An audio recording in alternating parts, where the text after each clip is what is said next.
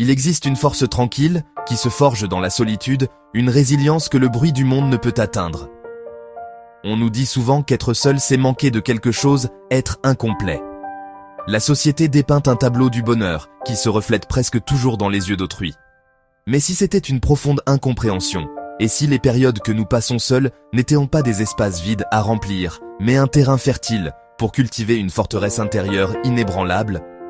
Ce voyage dans la solitude n'est pas une question de solitude. Il s'agit d'autonomie, de clarté et d'une paix profonde, inébranlable, qui vient de la connaissance, de la vraie connaissance de soi. Avant de nous plonger dans ce chemin, je vous encourage à vous abonner à cette chaîne. C'est un petit geste qui soutient notre exploration partagée de la sagesse. Rencontrons Liam. À 35 ans, il était architecte, non seulement de bâtiments, mais d'une vie qu'il avait du mal à concevoir. De l'extérieur, sa vie semblait réussie. Il avait un bon emploi, un appartement moderne avec vue sur la ville, et un cercle d'amis qui remplissait de ses week-ends de bruit et d'activités. Pourtant, une persistante inquiétude bourdonnait sous la surface. Son objectif clair et singulier n'était pas plus de succès ou plus de relations, mais quelque chose de bien plus insaisissable, un état de paix intérieure et de profonde liberté. Il voulait ressentir un sens de but qui ne dépendait pas de sa prochaine promotion, de sa prochaine rencontre sociale ou de son prochain partenaire romantique. Il aspirait à un silence intérieur que la clameur de la ville ne pouvait pénétrer. Les obstacles étaient immenses et venaient de toutes parts. Le premier défi arriva subtilement, sous la forme d'une invitation décontractée. Les amis les plus proches de Liam préparaient un week-end, un tourbillon de fêtes et d'obligations sociales. Autrefois, il aurait accepté sans hésiter, poussé par la peur d'être mis à l'écart. Cette fois, il hésita.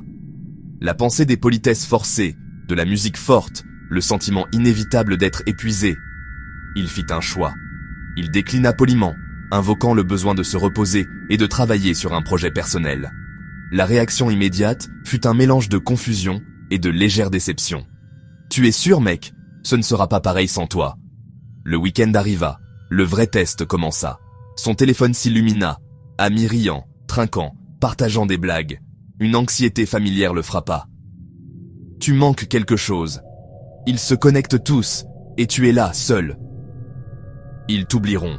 Tu as fait le mauvais choix. » Ce fut le premier point de réengagement.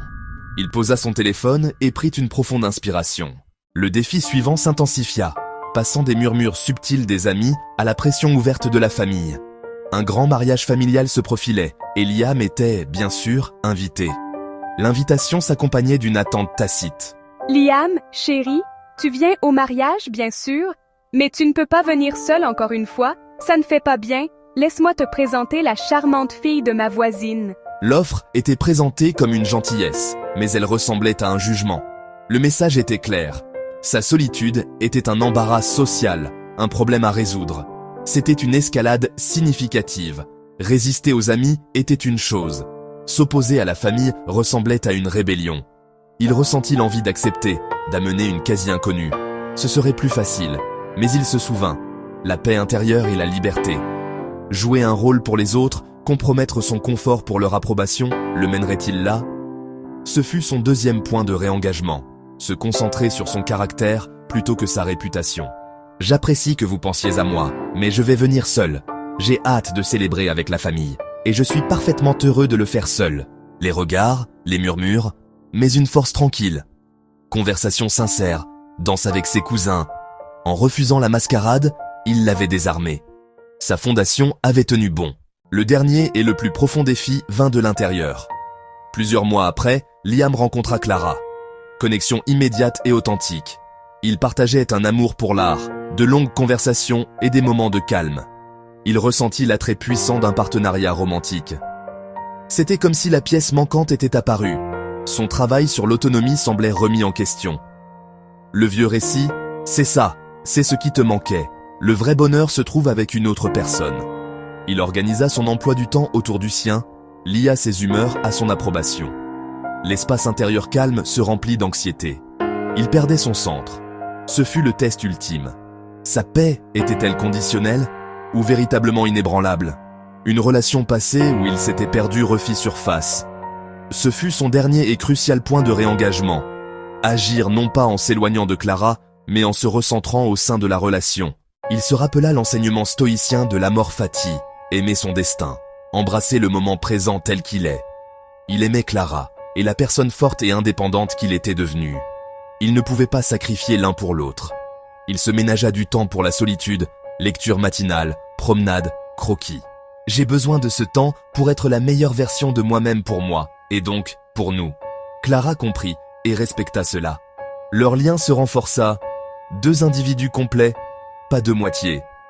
Il démantela l'illusion de la pièce finale. Le parcours de Liam n'était pas une question de chance, mais de pratique. Forteresse intérieure, brique par brique. Contrôle des impressions. Pause avant de réagir. Dichotomie du contrôle. Agir sur ce qui dépend de soi. Amélioration continue. Lire, créer, s'entraîner. Je vous encourage. Partagez une petite habitude positive dans les commentaires ci-dessous. Commencez petit, et n'oubliez pas de vous abonner pour suivre ces pratiques au quotidien. À travers ces épreuves, Liam a subi une profonde transformation. D'abord ballotté par les attentes et le doute, il finit comme l'ancre ferme de sa propre vie. Il avait construit une citadelle intérieure qu'aucun événement extérieur ne pouvait briser. Son bonheur n'était plus fragile, mais une paix résiliente qui émanait de l'intérieur. Il n'était pas invincible à la douleur, mais imbattable dans sa réponse. La capacité d'être content seul fonde des relations saines et une vie de sens. Ce n'est pas un manque, mais une profonde possession de soi. Libre d'aimer pour ce qu'ils sont. Choisir le livre, s'asseoir avec l'émotion, définir sa propre valeur. Vos moments seuls sont sacrés. Gardez-les, utilisez-les. Regardez l'art stoïcien de ne pas se soucier de ce que les autres pensent. Et enfin, veuillez vous abonner à la chaîne. Votre voyage vers une vie imbattable a déjà commencé.